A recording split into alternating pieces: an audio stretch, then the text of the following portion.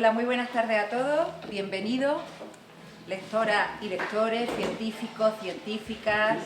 Abrimos una quinta temporada ya, parece mentira, de Ciencia Ficcionados, un club de lectura centrado en la literatura de género, del género de ciencia ficción, que traemos al terreno científico, siempre de la mano de algún profesor, para terminar hablando de la ciencia, de lo divino, de lo humano y de lo que surja en la tertulia posterior.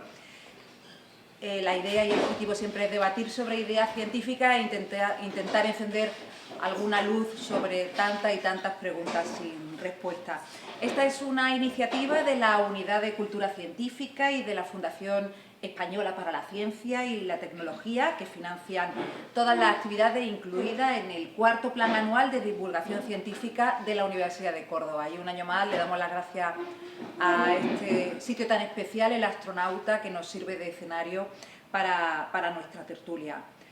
Inauguramos esta quinta temporada con una novela que a su vez fue la primera, inauguró una de las sagas importantes de la ciencia ficción, Dune. Está escrita por Frank Herbert, un norteamericano, psicólogo, periodista, que comenzó, como tantos y tantos autores de ciencia ficción, comenzó publicando pequeños relatos, pequeños capítulos de esta novela en una revista para al final acabar publicándola en el año 1965, después de que 20 editoriales la hubiesen rechazado.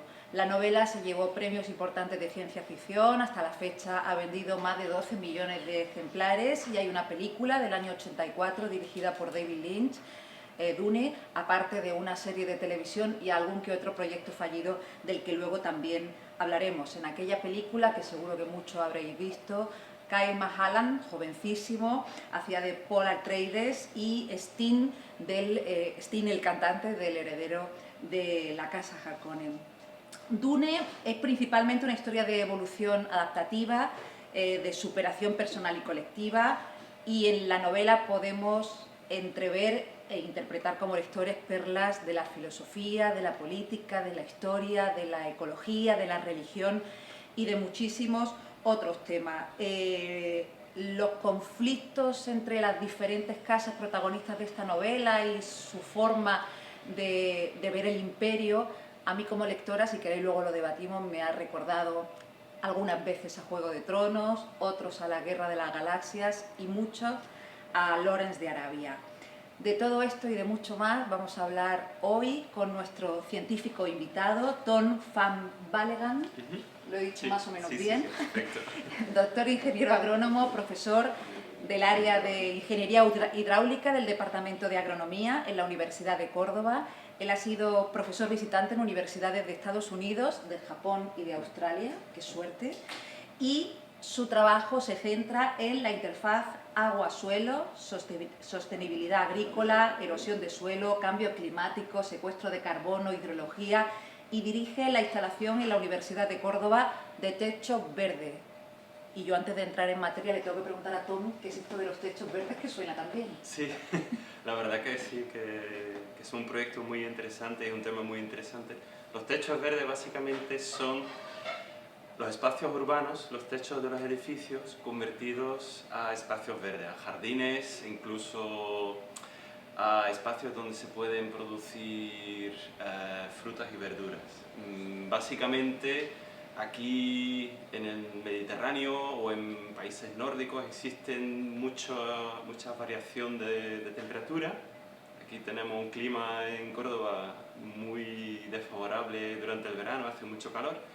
Y básicamente los techos verdes son una solución natural para aislar los techos de los edificios.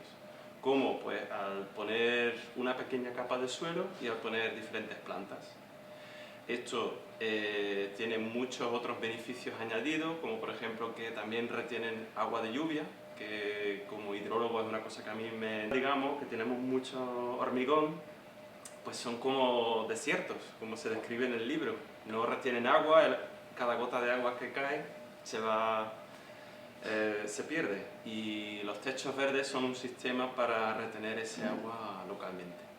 Pero bueno, si quieres te puedo contar mucho más cosas Pero de no te ahí, ha quedado... pero quizá para otro momento, ¿no? Bueno, que os haga mucho caso en este proyecto, Sí. porque estaría muy bien que se extendiera por la azotea de esta ciudad. La verdad que esta es nuestra esperanza, de tener ahí un proyecto piloto en la UCO ha sido una gran suerte para nosotros y sería muy bonito verlo en los próximos años en los techos de Córdoba y de Andalucía. Sí, porque algo de verdor sí que hace falta en este desierto.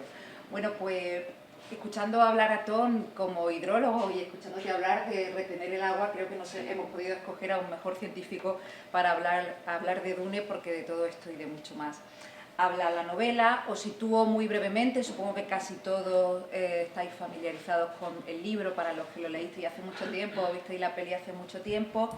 Dune relata la historia de un planeta desértico llamado Arrakis, o también Dune, donde la única fuente de riqueza es una especia, como ellos la llaman eufemísticamente, llamada melange, que es necesaria para el viaje interestelar y que además garantiza longevidad y poderes psíquicos. Y quien controla la extracción de esta melange pues tiene absolutamente el poder del imperio. En la novela, la administración de Arrakis, de este planeta, pasa de la casa Harkonnen a la casa Atreides en una especie de jugarreta para que su heredero, el duque Paul Atreides, muera en aquel lugar absolutamente inhóspito y desierto. Y bueno, su lucha se encuentra a lo largo de la novela pues en el nexo de poderosos personajes, de poderosos escenarios, sucesos que cambiarán el transcurso de las cosas. Grosso modo, porque es una novela llena de detalles y bastante compleja, pero grosso modo esa es la historia de Dune. Si te parece, comenzamos por el título, por Sí. Dune, que alude al paisaje tan poderoso Claro. de la novela, ¿no? Sí. Pues Dune, como os podéis imaginar, significa en español duna, que básicamente es una forma geomorfológica en el paisaje formada por la arena que el viento mueve por el paisaje y acumula en ciertos montículos que pueden tener diferentes formas. Los más típicos, los que aparecen también en la película de Dune, para aquellos que la habéis visto, son las dunas llamadas Barkhane, que tienen una forma como semicircular, y básicamente el viento mueve la arena y va cayendo en el lado opuesto de la duna, y así las dunas siempre se van moviendo. Hay otros tipos de dunas como lineales en forma de estrella, en fin, dependiendo un poco de las condiciones de humedad, de la vegetación que pueda haber estabilizando estas dunas. Las dunas pueden tener diferentes formas, pero lo importante es que siempre se van moviendo y siempre van cambiando el paisaje. Y de hecho leí en una entrevista con el autor que su idea original para el libro surgió a raíz de unas observaciones de unas dunas en Oregón, en el este de Estados Unidos, unas dunas que por la degradación de la vegetación en una zona arenosa se estaban moviendo y estaban siempre cubriendo una carretera importante ahí. Entonces el Servicio Estadounidense de Reforestación estaba ahí organizando un proyecto de revegetación y de estabilización de estas dunas, y pues ahí cogió la idea y según esa misma entrevista pues empezó a investigar en paisajes desérticos, empezó a interesarse por la cultura de los indios navajo, que yo creo que de ahí viene también un poco el efecto psicodélico, y por las tribus del desierto africano del Kalahari, que tienen un respeto tremendo porque viven en un ambiente tan desértico, tan seco, ¿no? Entonces yo creo que ahí surgió todo y empezó a tener muchas ideas para el libro, porque la verdad, estarás de acuerdo conmigo que el libro tiene una cantidad de detalles impresionante, tanto describiendo el paisaje como en los métodos que describe para guardar el agua, y todo esto es fabuloso. Sí, sí, absolutamente. Creo que es lo que más llama la atención, de hecho. Y ahora que hablas de las tribus africanas, sí, o de los indios navajos, es verdad que leyendo también uno piensa qué cantidad de influencias, qué cantidad de información y de sabiduría tenía Herbert, ¿no? Sí. Para montar este gran cajón desastre que en cierto sentido es la novela, ¿no? Que se nota que bebe de un montón de influencias. Sí. Qué poético es esto de las dunas. Entiendo tanto el nombre que, por cierto, en español, Dune, en realidad sería Dune, el título original de la película, Sí. pero en España la novela salió en los años 60, la película en los años 80, Dune, y Dune será para siempre. Sí, se ha quedado. Si fuera una película actual, a lo mejor todos la llamaríamos Dune. En la dedicatoria de Herbert, al principio de la novela, saca un extracto y dice: a los ecólogos de las tierras áridas, que yo creo que es una declaración de intenciones a la ecología que hay dentro de esta novela, el paisaje como un lugar en donde el ser humano, el hombre, tiene que alcanzar una especie de compromiso con su entorno, ¿no? ¿Estás de acuerdo? Sí, totalmente. Tiene muchísimas referencias en el libro a este tema de cómo los locales del planeta Arrakis, los Fremen, que otra referencia, digamos, en inglés a free men, ¿no? A hombres libres, Sí. como los Fremen, cada cosa, la muerte de una persona lo ven como la recuperación del agua. Si llega una persona nueva a su tribu, lo ven como romper ese equilibrio, porque no hay agua disponible para esta persona, entonces pues no pueden acoger a una persona más. Entonces yo creo que en todo el libro está este equilibrio de cómo el hombre puede aprovechar a su entorno, cómo llega alguien de fuera que no respeta ese equilibrio, ¿no? Como yo creo que los Harkonnen y los Atreides son como el hombre occidental, quizá, que en muchas ocasiones ha llegado a un nuevo territorio, ha roto el equilibrio natural. Hay muchísimos ejemplos. En Europa ya llevamos con un uso del suelo, una erosión, una destrucción de nuestro entorno durante miles de años, pero se ha estudiado en Estados Unidos las grandes fases de erosión, de degradación del suelo han llegado con los colonizadores europeos en el siglo XVIII, XIX, que con la llegada de la agricultura, reemplazar los cultivos, digamos, las plantas, la vegetación original con cultivos, con un sistema de agricultura que no era el adecuado, mucho laboreo, suelos desnudos y a consecuencia pues una erosión tremenda. No sé si alguno de vosotros habéis escuchado hablar del famoso Dust Bowl en Estados Unidos, que es como un bol de polvo, ¿no? Literalmente traducido. Era un evento catastrófico en los años 30 en Estados Unidos, un evento catastrófico de erosión que ocurrió en el centro de Estados Unidos, una zona agriculturalmente hablando muy importante, y después de unas sequías muy importantes, digamos que las cosechas fallaron, el suelo estaba totalmente desnudo y hubo unas tormentas de arena tremendas que causaron muchísima erosión, un desplazamiento de cientos de miles de personas hacia la costa este-oeste, donde hubo unas tragedias humanas horribles. Y a raíz de esto, en Estados Unidos se fundó el programa de conservación del suelo y realmente se empezó a investigar en erosión del suelo, porque hubo un poco relacionado con el tema de las tormentas de arena del libro, ¿no? Que a raíz de este evento del Dust Bowl hubo unas tormentas de arena que incluso llegaron a alcanzar la capital de Washington DC, y ahí es cuando los políticos por fin se dieron cuenta de, vaya, vamos a tener que hacer algo porque aquí hay algo que no cuadra. Entonces, en fin, eso para decir que hay muchos ejemplos del hombre que rompe un poco ese equilibrio precario que hay en muchos sistemas ecológicos. Si el lector no conocía a Herbert antes de aproximarse a la novela, creo que rápidamente se da cuenta de que este hombre era profundamente ecologista. No sé si fue muy activista o no, pero no importa porque ahí está todo plasmado en su novela. Y luego sé que acabó sus días viviendo en una granja ecológica construida por él mismo, con su familia, etc. Hablemos del desierto. Dune Sí. es un planeta desértico en donde se produce la mayor riqueza de todo el imperio, que es la melange. Algo que si ponemos en paralelismo con nuestros desiertos ocurre exactamente igual, ¿no? Sí.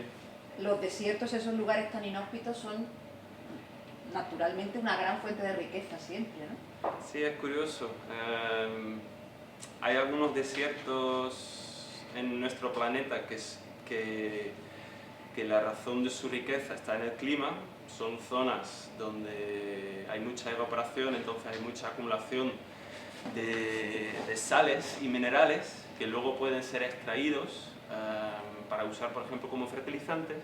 Y luego hay ciertos desiertos, como por ejemplo en Oriente Medio, que es la mayor fuente de riqueza creo que existe hoy en día en nuestro planeta, que donde se extrae el 70% del petróleo hoy en día, y también zonas como Alaska o la Antártida, donde también existen importantes reservas de combustibles fósiles, que estas zonas quizá han tenido su riqueza por casualidad, porque estaban en un sitio determinado durante la historia geológica que era favorecedora para la acumulación de petróleo. Unos sitios de un mar bajo donde llegaba mucha materia orgánica en un sistema que no tenía mucho oxígeno, donde entonces la acumulación de esa materia orgánica se podía convertir en petróleo, y que con el tiempo, con la dinámica de placas, pues la ha ido empujando al sitio donde se encuentran hoy, que por casualidad están en una zona desértica. Así que yo creo que, digamos que hay desiertos que por el clima tienen esa riqueza, y luego desiertos donde por casualidad están donde están. Pero yo creo que la situación es un poco igual que en el libro, que los trabajadores tienen que trabajar en un desierto, en unas condiciones muy difíciles para extraer la especie. Entonces creo que ha cogido efectivamente su idea de ahí, ¿no? ¿Y cuáles son los elementos que llevan a la desertización de un lugar? Sí. ¿Y esto se puede prevenir? Esto es una muy buena pregunta. Hay lugares obviamente que por motivos naturales son desérticos. El Sáhara o el Oriente Medio pues son ejemplos de esto. Pero hay otros lugares que con el tiempo han ido perdiendo su suelo fértil, y que hoy en día no tienen la misma fertilidad que hace 1000 o hace 2000 años. Hay zonas del norte de África, en Túnez por ejemplo, que en textos históricos está documentado cómo eran los graneros de Roma, y que hoy en día vas a los mismos sitios y los suelos son totalmente muy pobres, y esto es porque la superficie del suelo, los primeros 30, 40, 50 centímetros, se han erosionado por estas prácticas agrícolas insostenibles que hemos mencionado antes. Porque he dicho antes que las grandes fases de erosión han llegado con la agricultura moderna, en los últimos 100, 150 años. Pero siempre ha habido erosión. Siempre donde ha habido agricultura ha habido un desequilibrio de la vegetación natural y ha habido erosión. Y es un tema que estamos investigando activamente, que en estas zonas del norte de África, por ejemplo, pues si la erosión es muy probable que ha causado la desaparición del suelo fértil. Y si no hay suelo, aunque llueva lo suficiente, la tierra no es capaz de almacenar el agua y las plantas no pueden crecer. Entonces, digamos que estos son... ¿Y es irrecuperable ese suelo? Es muy difícil de recuperar, porque la formación del suelo es un proceso muy lento. Digamos que si el suelo típicamente lo perdemos a 1 o 2 milímetros por año, que es un valor medio aquí en la campiña, en olivar, que es bastante... Parece lento, pero en realidad es muy rápido, porque en 10 años has perdido 2 centímetros, en 100 años has perdido 20 centímetros. Entonces, la recuperación de este suelo es o la formación a partir de las rocas y del material geológico, convertirlo en suelo es un proceso que es 10 veces más lento que eso. Entonces, ¿qué podemos hacer? Implantar vegetación para retener el suelo localmente, tener el suelo siempre cubierto, tener sistemas de agricultura de conservación, que básicamente es tener el suelo siempre cubierto con restos del año anterior y sembrar directamente en este material. O en olivar, por ejemplo, mantener siempre una cubierta vegetal en medio de los árboles. Estas son las técnicas que sirven realmente para frenar la erosión y para parar este proceso de desertificación. Y ahí la ciencia y la investigación es muy importante porque siempre está esta interacción entre producir alimento y conservar el suelo. Queremos producir mucho alimento muy rápidamente, pero al mismo tiempo queremos conservar nuestro suelo, ¿no? Y muchas veces nos olvidamos de la segunda pata. Entonces, la ciencia y la investigación puede ayudar. Por ejemplo, uno de los temas que investigamos nosotros es cuál es el efecto de la cubierta vegetal sobre la humedad del suelo. Sabemos que una cubierta vegetal va a retener el suelo, pero también va a consumir agua. Agua que luego el olivo o otra planta no puede usar. Entonces es importante buscar este equilibrio, buscar el momento exacto cuando matar, digamos, a la cubierta vegetal en primavera, antes de que empiece a hacer mucho calor, antes de que empezamos a perder mucha agua del suelo. Pues en ese momento matar, secar la cubierta vegetal para que no entre en competición con el olivo. Ahí pues se pueden usar técnicas con sensores de humedad del suelo, con teledetección, se puede hacer con modelos matemáticos, se pueden hacer muchas cosas. Bueno, volvamos a la novela. Sí. Me gustaría que me comentaras esa descripción de la conservación de los recursos hídricos en el planeta Dune, con grandes depósitos enterrados, subterráneos. ¿Te parece verosímil esa solución de la novela? Sí, probablemente sea una solución muy cara, ¿no? Entonces, para nosotros... Pero claro, en la filosofía del libro, donde el agua es un bien tan precioso, supongo que sí, que es verosímil. Y de hecho, hay proyectos similares en Madrid, en Barcelona, en otras ciudades en todo el mundo, de tener enormes depósitos subterráneos para captar aguas pluviales y aguas del río, aguas fluviales, para evitar inundaciones. Entonces hay espacios gigantescos subterráneos para almacenar temporalmente grandes volúmenes de agua. Estoy hablando de miles y miles de metros cúbicos de agua. ¿En Madrid y Barcelona? Sí.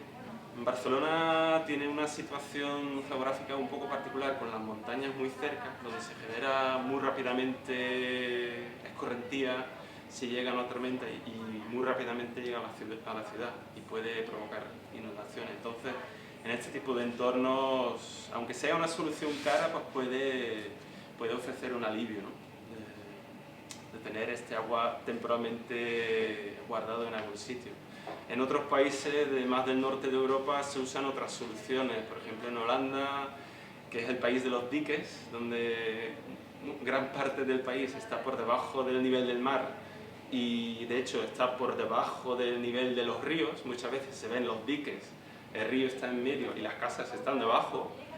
Pues ahí una opción que han invertido muchísimo dinero es ampliar el espacio que hay entre los diques o prever grandes zonas en caso de inundación, dejarlos inundados. El proyecto lo llaman darle espacio al agua, que muchas veces es una cosa que no queremos quitar casas, no queremos quitar suelo agrícola porque nadie quiere perder su terreno, su casa, pero hay que darle ese espacio al agua, y es una cosa que muchas veces se nos olvida.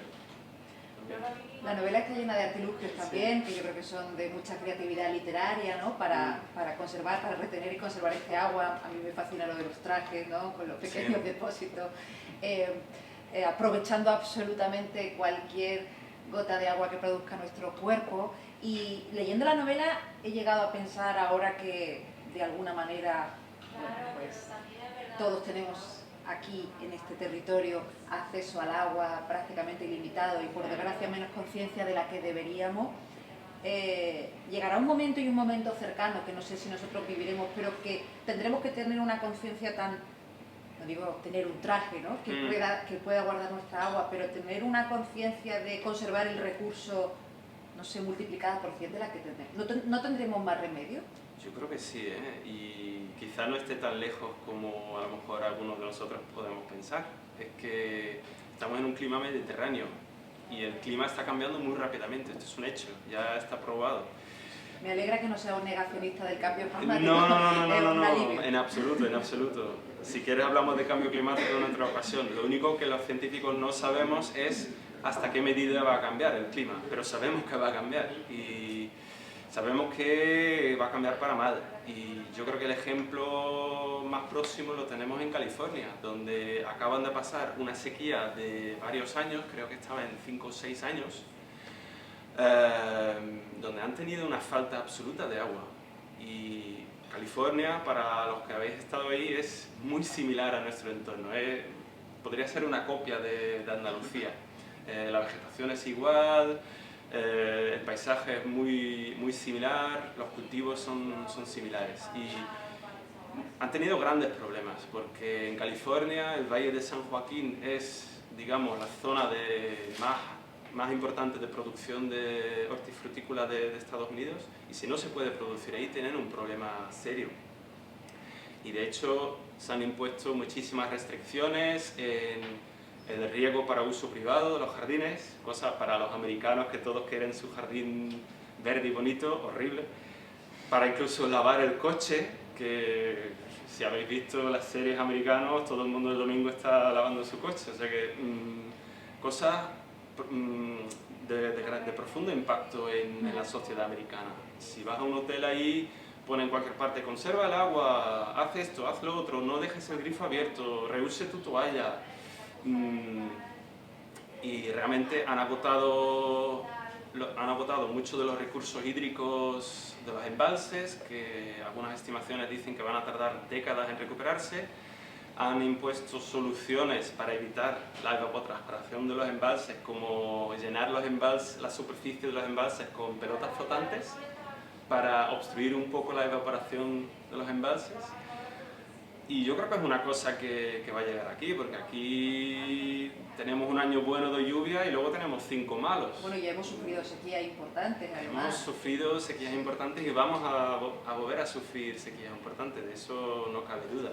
Afortunadamente aquí en Andalucía tenemos muchos embalses, tenemos una regulación hídrica bastante importante que nos puede salvar durante unos años, pero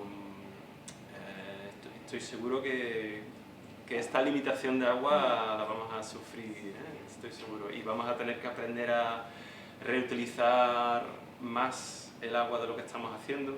Mucho agua de uso privado se pierde, de procesos industriales se vierte sin reciclarlo todo lo bien que se podría reciclar, en fin, esto es otro tema interesante para investigar.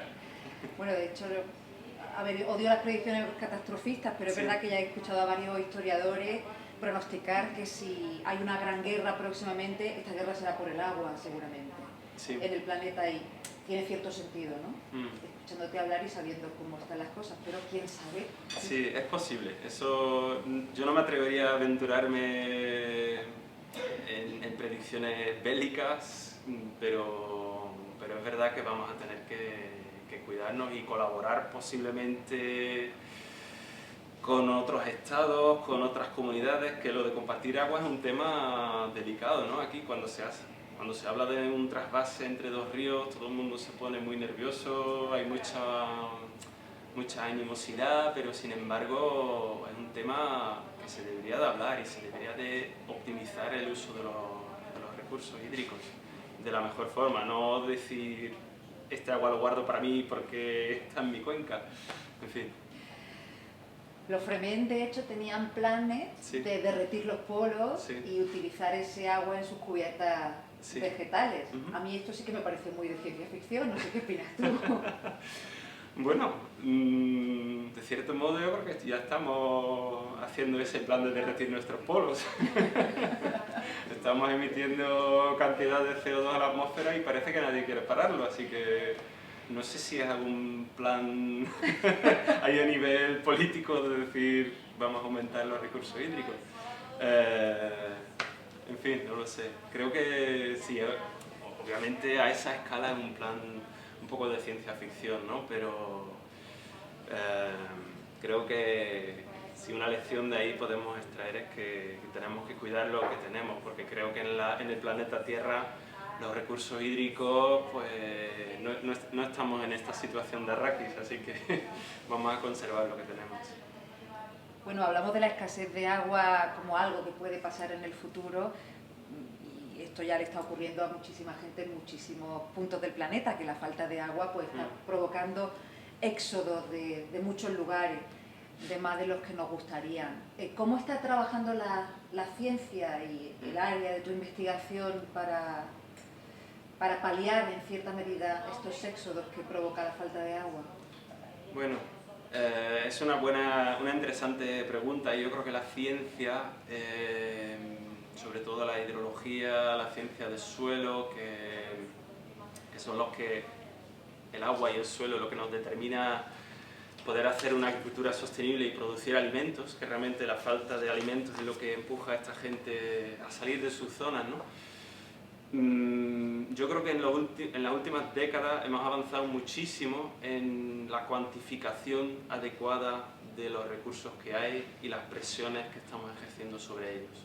Esto es un tema que a lo mejor hoy en día parece evidente, pero hace 100 años la hidrología estaba apenas empezando. El entendimiento de cómo funcionaba el ciclo hidrológico, desde evaporación hasta generación de lluvia, hasta la escorrentía, la formación de ríos y la recarga de los acuíferos, era una cosa que no entendíamos. Esto es hoy en día. Tenemos sensores remotos en satélites, que también se habla de eso en el libro. Tenemos sensores de humedad del suelo, tenemos modelos matemáticos. Yo creo que la ciencia ha avanzado muchísimo en caracterizar estos recursos hídricos. De hecho, hoy en día, otra cosa que no teníamos hace 30 años son modelos globales del sistema Tierra, que no son otras cosas que modelos del ciclo hidrológico acoplados con modelos de temperatura que nos pueden predecir cómo va a variar la temperatura y la lluvia, la evapotranspiración en los próximos 50 o 100 años, y que pueden ir prediciendo, pues mira, en esta zona de África, a lo mejor aquí en España, vamos a tener menos precipitación. Entonces hay que ir elaborando planes para abordar esto. Y luego el tema de los éxodos de las zonas, yo creo que esto es un tema muy complejo para solucionar, que requiere la colaboración de científicos, pero también de políticos, ecónomos seguramente, para implantar proyectos de tipo microempresas, micro agricultura, ¿no? para poder solventar estos problemas.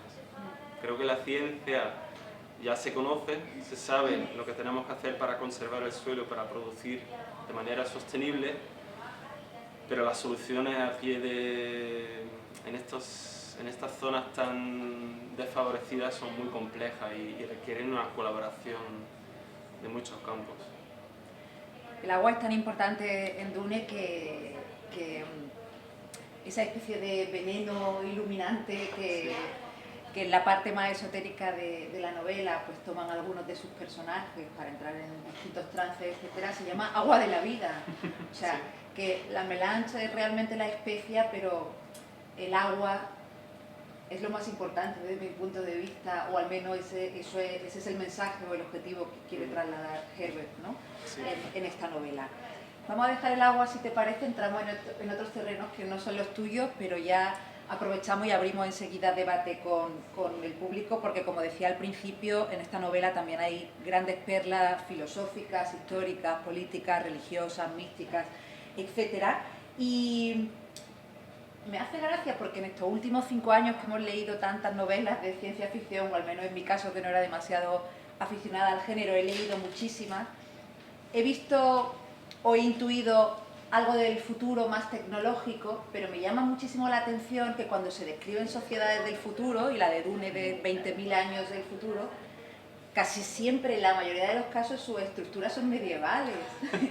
Son señoríos, son grandes casas, son, pues eso, algo realmente muy retrógrada. Y yo creo que casi ningún escritor de ciencia ficción ha logrado crear una sociedad del futuro avanzada o que sea muy diferente a lo que estamos acostumbrados, ¿no? Y en Dune, bueno, pues ocurre exactamente igual, son señoríos planetarios, hay una élite de poder que además todo lo que hace es por luchar por mantener ese poder, o sea, como la vida misma. Y luego hay una especie de contrapoder, que es esa sociedad femenina y mística y religiosa y manipuladora, ¿no? Que es la hermandad Bene Gesserit. En fin, no sé si estás de acuerdo conmigo en esto, ¿no? Sí. O sea, sí. A mí me ha resultado también muy curioso. Y luego también el tema de las armas, que muchas veces pues tienen sus láser, tienen sus bombas atómicas, y luego muchos combates son casi con un cuchillo, ¿no? El cuchillo legendario es el Chris, de un diente de un gusano de arena, en fin. Ese poder también filosófico de las armas y de la importancia del Chris, ese tipo de cosas me ha hecho también mucha gracia. Sí.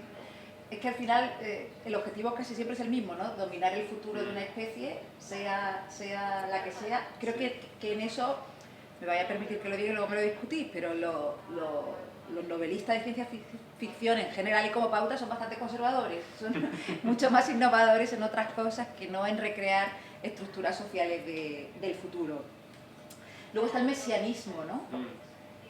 Lo importante de la llegada de un Mesías también en esta novela, donde yo creo que hay una gran crítica por parte del escritor, que de hecho en un libro en el que él hablaba de Dune y de cómo escribió la novela y en cuánto se influyó, se hace la siguiente pregunta, que es, bueno, menuda pregunta: ¿qué mejor forma de destruir una civilización, sociedad o raza que poner en manos de un superhéroe las salvajes convulsiones que siguen a su juicio crítico y a su poder de decisión? Que hoy leída así esta pregunta, pues una no puede evitar pensar en Trump, pero tampoco pensar en cualquier dios, ¿no? Porque yo creo que con superhéroes Herbert aquí se refiere a tantas y tantas cosas. No sé si compartes conmigo esto, pero creo que hay una crítica bastante sofisticada en cierta manera, pues a eso, al mesianismo, pero también a la religión y a las creencias, ¿no? Sea cual sea. Sí, está claro que la religión tiene una súper importancia muy grande, ¿no?, en el libro, y para mí sus ideas que pone es como que la religión es algo inventado, que las Bene Gesserit van a Arrakis y a otros planetas para implantar unas leyendas que luego la hermandad de Bene Gesserit puede aprovechar para tener como ayuda de los Fremen.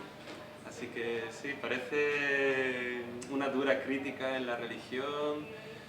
Y luego en el mesianismo, bueno, no sé, por otra parte, figuras como Jesucristo o en otras religiones, Buda, Mohammed, siempre han sido figuras pacíficas. En este tipo de novelas siempre son personas más violentas, ¿no?, que luego lideran como una lucha violenta contra el poder establecido, en este caso los Harkonnen y el emperador. Así que no sé... En este sentido, el mesianismo es un poco más violento quizá que en la típica religión. Antes hablabas del petróleo. Sí.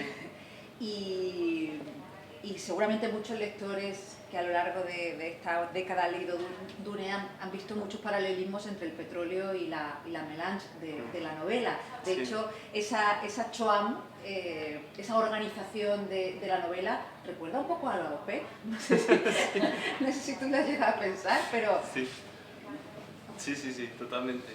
A mí Me lo ha parecido también y se nota que ha pensado mucho en el tema. Al principio también, cuando explica los planes de los Harkonnen, los Atreides, de afectar la producción y vamos a cambiar los precios y va a bajar la producción y todo el mundo se va a poner nervioso, ¿no? Que es lo que pasa también con la producción del petróleo, las guerras que hemos tenido en Kuwait, Irak en los últimos años, de controlar un poco la producción.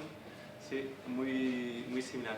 A mí me ha resultado muy interesante la contraposición de dos riquezas. Por una parte, el melange, que en realidad es algo que les sirve a los ricos para sus viajes estelares, para aumentar la conciencia de la vida, y luego algo tan básico para la población local como el agua, que para ellos yo creo que es más importante que la especie, aunque luego los Fremen también usan la especie para pagar en un triángulo de poder, pagar a la cofradía espacial para no poner satélites, en fin. A mí me ha resultado muy interesante la contraposición de una riqueza, digamos, de lujo, que si no la tienes tampoco pasa nada, en realidad no tienes el poder, bueno, pero la otra, el agua, si no tienes el agua no sobrevives en Arrakis. O sea que esto me ha resultado también una interesante historia dentro del libro.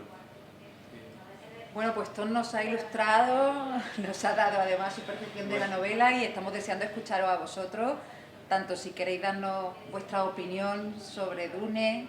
Sé que hay aquí algunos que han leído incluso más libros de la saga, que, corregidme si me equivoco, Herbert escribió 4 y en realidad son 6, fueron sus herederos. Herbert escribió 6.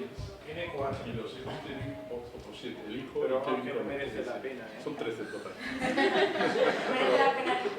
El Dune y para de contar. Hereje de Dune no merece la pena. Hijo de Dune no merece la pena. Dios emperador de Dune no merece la pena. Y luego ya la franquicia de Casa Capitular de Dune, Harkonnen y demás no merece la pena. Yo ni la he comprado, ¿eh? Lo digo. Yo me compré el primero cuando salió en Acervo, compré los otros porque pensaba los 3 siguientes que he dicho, hasta Dios Emperador de Dune, y yo me he quedado con Dune.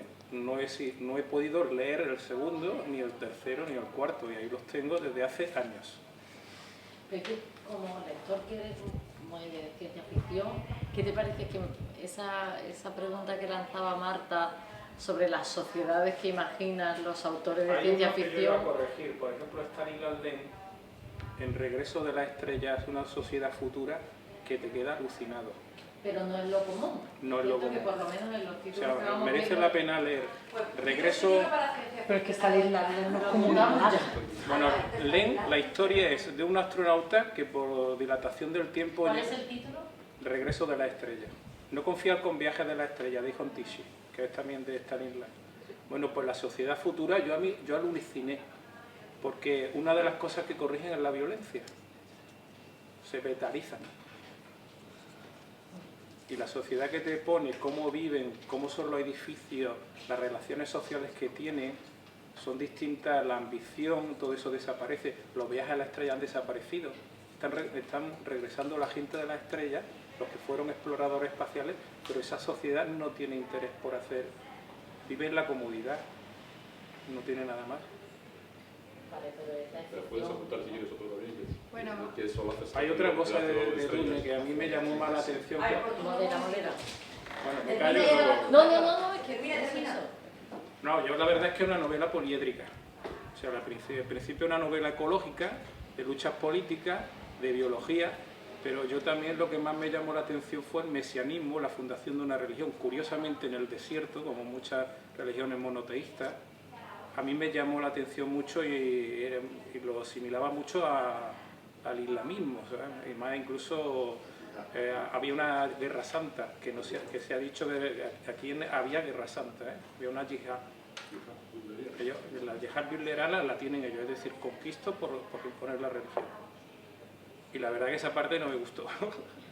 Lo digo, me gustó más la ecología, cómo vivían los Fremen, la lucha por la especie y todo eso. Y otra cosa que tengo que decir, que aquí el agente que fue el productor del desierto fue el gusano. El gusano era el que fabricaba la arena y el que huía del agua. O sea, tenemos que pensar que es un planeta que se transformó por la acción de una especie viviente que era el gusano. No es que el planeta era así, sino que el planeta se transformó. Me parece increíble que no hayamos hablado de los gusanos, pero son tantas cosas. Los gusanos, la verdad es que las películas que han hecho, la serie, la película es como yo lo había imaginado. El resto no, el de Steel Traje no, yo me lo imaginaba en blanco, no me lo imaginaba en negro, porque el negro te va a asfixiar de calor, no irradias calor. Antes de que se me olvide, hubo un proyecto de hacer Dune, que a lo mejor algunos lo sabéis, de Alejandro Jodorowsky, en los años 80, estuvo 2 años. Y Salvador Dalí iba a ser el emperador. Salvador Dalí iba a ser el emperador, Moebius estaba en el proyecto, y las declaraciones de Jodorowsky, que trabajó 2 años en el proyecto y al final pues no pudo ser. La estética que me dio la película de David Lynch es una estética que me representó mucho el Imperio Bizantino. O sea, cuando yo vi el emperador Shaddam, cuando vi la Bene Gesserit, el séquito, el emperador bizantino, y luego estaban los mercenarios, que eran los Sardaukar. Yo le pago a mercenarios o entreno a mercenarios para mantener la conquista.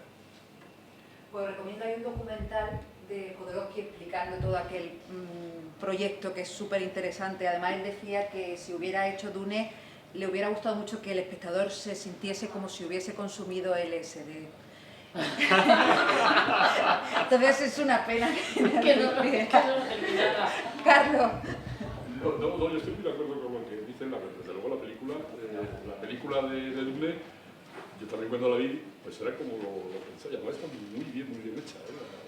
La serie de televisión ya no, lo que decía es que bueno, hay muchos libros con sociedades, uno muy clásico, muy bonito, un poco filosófico, es el de Olaf Stapledon, el hacedor de estrellas. El hacedor de estrellas. Sí, porque va hablando de otra civilización, en fin, hombre, es un poco más fantástico, pero tiene una capacidad de invención de sistemas de organización social que, vamos, que te deja un poco alucinado. Hay varios, no todos son. Y en cuanto a lo del arma, lo de las espadas y tal, bueno, es verdad que parece que volvemos a la ley, pero en realidad estamos en el año 2016 y cualquier ejemplo en la lucha cuerpo a cuerpo, ¿qué utiliza? La bayoneta. Es que en lucha cuerpo a cuerpo no hay otra posibilidad que utilizar una arma blanca, de momento. Y no estamos entrando, exactamente. ¿No crees que estamos entrando en una era peligrosa con el tema de los drones, que están adquiriendo incluso, digamos, una inteligencia propia, ¿no? Que se supone que es contra las propias reglas de la inteligencia artificial? O sea que yo creo que ahí... Es una cosa peligrosísima. Sí. Porque es que hasta no quiero aquí dar ideas, pero da igual, ¿no? quieres poner una bomba en un 6º piso, ves la ventana abierta, coges un dron y hasta que te paras ya has puesto ahí el dron con la bomba. Son cosas peligrosísimas. Sí. Ahora, estamos como todo, es como la energía atómica, es muy bueno, depende cómo se utilice, claro, es de la cara con la cruz. Pero sí, en el momento yo estoy de acuerdo contigo. De todas formas, mi teoría personal como lectora de que tanto escritores de ciencia ficción hayan creado sociedades en sus novelas tan involucionadas, también puede ser una especie de lanzarnos el mensaje de que creen mucho en la evolución tecnológica humana y también creen mucho en la involución de todo lo demás, ¿no? Porque es muy curioso, resulta muy curioso que haya tantas sociedades de estructura feudal en tantas novelas de ciencia ficción, ¿no?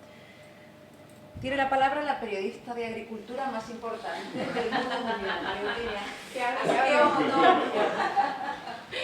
Bueno, primero felicitaros a Marta, a Tom, a la Universidad de Córdoba, me parece una iniciativa muy interesante. Yo es la primera vez que participo y me está encantando. Muchas felicidades por cómo lo habéis planteado y por cómo se está dirigiendo el debate. En segundo lugar, yo quería romper una lanza con un autor de ciencia ficción, de libros de ciencia ficción, que a mí me parece muy interesante y que, aunque lo ha incluido en algunas de sus novelas, no en todas, ha tenido presencia en las sociedades medievales, que es Arthur C. Clarke.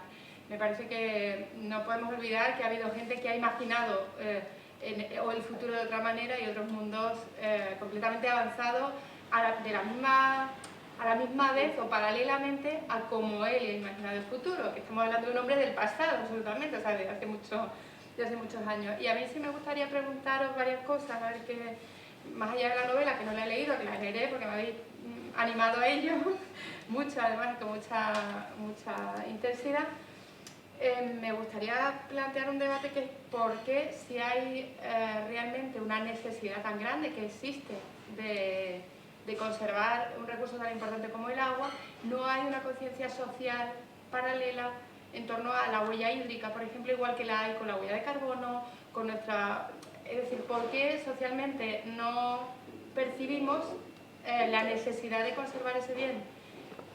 Y en segundo lugar, quería preguntaros si eso pensáis que está relacionado o no con el hecho de que seamos una tierra deficitaria habitualmente en agua. Es decir, nosotros tenemos periodos de sequía acompañados de otros periodos de lluvia, antes incluso de que se empezara a hablar del cambio climático, porque eso no ha sido apañado. Pero no sé si pensáis que esa manera de vivir, o sea, tener tan asumido eso, que vamos a pasar grandes periodos sin agua y otros tantos con muy poca, nos hace no darle tanta importancia al recurso.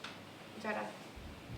Pues, no sé, quizá como primera respuesta yo diría que es eso, ¿no? Esa ciclicidad y que la gente tiene una memoria muy corta. Tanto una memoria muy corta para temas políticos como para temas ambientales, que a lo mejor si hay una sequía de 2 o 3 años, llega luego un año bueno con mucha lluvia y la gente ya se olvida.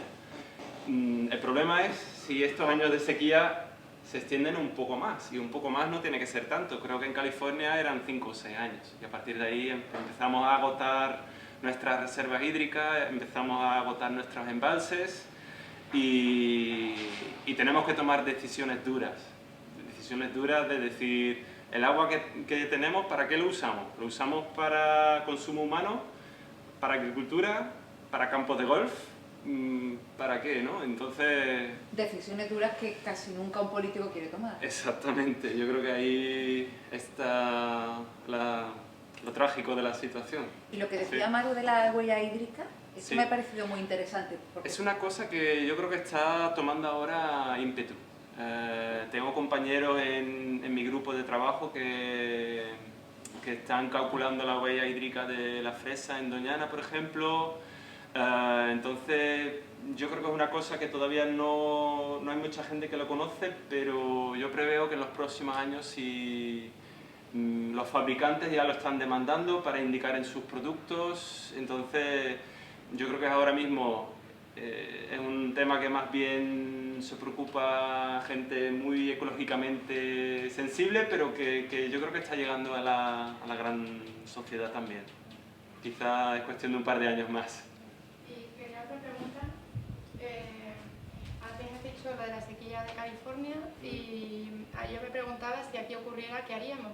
¿Qué soluciones le daríamos? Porque no sé, habéis hablado también de los depósitos subterráneos de agua, pero claro, eso no se hace en 2 días, ni se planifica en 2 días, ni se genera A ver, lo que yo me pregunto es cómo se hace, por qué no se planifica ya una situación de ese tipo aquí en nuestro país, ¿no? Nosotros que somos además unos candidatos bastante buenos, estamos en buena posición para hacer eso. Y luego, ¿qué se hace? Es decir, ¿cómo se planifica? Porque todo el mundo quiere agua para regar, todo el mundo quiere agua para su casa, todo el mundo quiere agua en su territorio, es decir, este río que pasa por aquí, yo me llevo el agua, pero luego no quiero un pantano, no quiero pagar un canon de uso de agua, no sé. Pues la buena noticia es que la legislación ya existe. A nivel europeo tenemos una de las mejores leyes medioambientales que cubren todo eso, que es la Directiva Marco de Agua, y luego hay nuevas directivas frente a un exceso de agua, inundaciones y también frente a sequías. Entonces, eso ya se está implantando y planificando a nivel español, a nivel de cada Estado miembro. El problema es ahora cómo lo implantamos. Desafortunadamente, y no solo en España, pero cada Estado miembro está pidiendo excepciones, llegando tarde, arrascando lo máximo para implantar lo mínimo. Entonces, es una muy buena oportunidad, pero yo creo que falta mucha voluntad política para hacerlo. Y la voluntad política, pues obviamente depende de la gente, entonces creo que también falta un poco de concienciación en la sociedad de la importancia del agua. Entonces yo creo que este tipo de acciones que estáis haciendo vosotros hoy aquí. Espero que pueda contribuir un poco. Bueno, yo después de escucharte y de haber leído Dune, creo que voy a ser mucho más consciente de mi consumo de agua y de mi huella hídrica. Estoy segura y espero que no se me olvide pronto. ¿Más intervenciones? Yo quería, bueno, hacer un... Perdón. No, tú. Yo quería hacer un comentario y una pregunta. El comentario era lo que has dicho tú de lo de las sociedades feudales, porque me ha recordado una noticia que ha salido esta semana. Creo recordar que las cifras eran, respecto a España, que un 10% de la población contiene un 50% de la riqueza. Y la misma noticia ha salido esta semana también respecto a Estados Unidos, y que los datos eran aún más extremos. No sé si era un 2% controla un 90% de la riqueza del país. Entonces, tal vez no sea una sociedad feudal como la estudiamos en EGB, pero tampoco se va tan lejos. Eso era el comentario. La pregunta era, aprovechando que tenemos aquí un experto, habéis llegado a tocar un poco el tema de la terraformación, que es un poco la parte así más de ficción de la novela. Pero tengo curiosidad si eso, no a nivel planetario, pero a una escala menor, si es posible o si se hace. Por ejemplo, un desierto. ¿Se puede recuperar un desierto? ¿Se ha hecho? Yo recuerdo una novela, perdón, muy rápido, recuerdo una novela que leí sobre el éxodo de los judíos, o sea, la creación del Estado de Israel, y en la novela obviamente es projudía y los judíos son la caña de España, pero en esa novela sí que hablan de que gran parte de todo ese éxodo de población se dedicó a terraformar, entre comillas, gran parte de todo ese desierto para hacerlo en tierra cultivable. Que no sé cuánta parte de ficción hay y de propaganda y cuánta de realidad, pero, o sea, ¿es posible? ¿Eso se puede hacer? Yo creo que sí, hay ejemplos. El ejemplo que has dado de Israel es un ejemplo excelente. En Israel creo que son los top, los expertos mundiales en temas de riego de precisión, y hay ejemplos también arqueológicos de captación de agua, de tener ciertas zonas para captar las aguas pluviales y luego usarlos en una zona pequeña. Es decir, si tú tienes un área de 1 hectárea para cultivar, o a lo mejor un área 10 veces más grande para captar el agua y para generar escorrentía y luego usar este agua para cultivar. Y luego, si este tipo de técnicas antiguas de captación de agua lo combinas con un riego de precisión, donde das exactamente a la planta lo que necesita la planta, pues puedes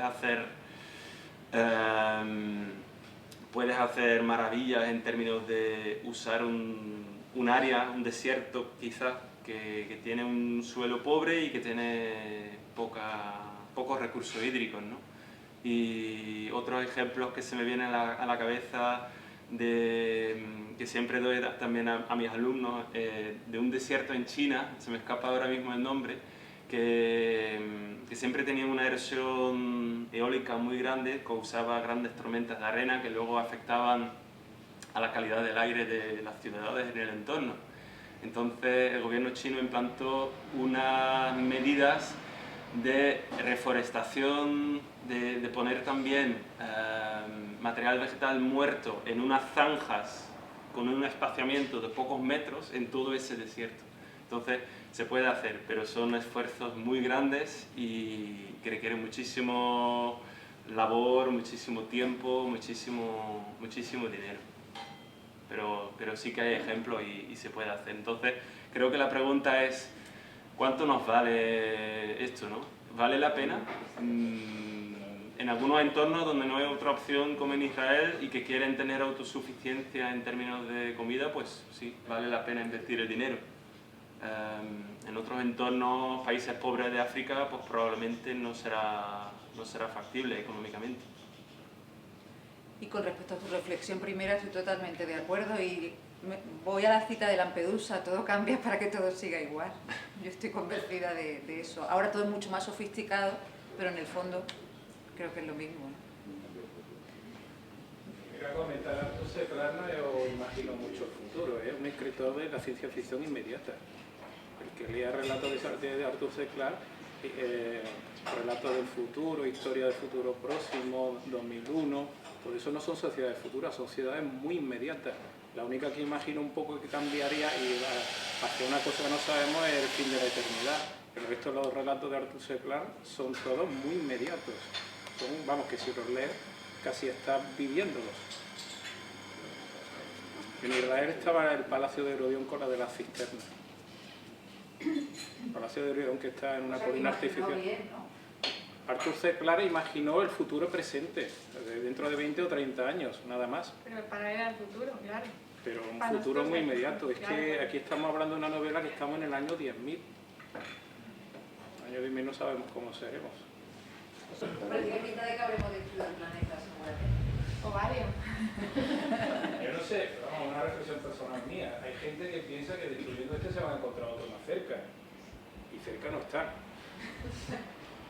sea, que hay que ser estúpido, vamos. ¿Estamos ya fuera de hora?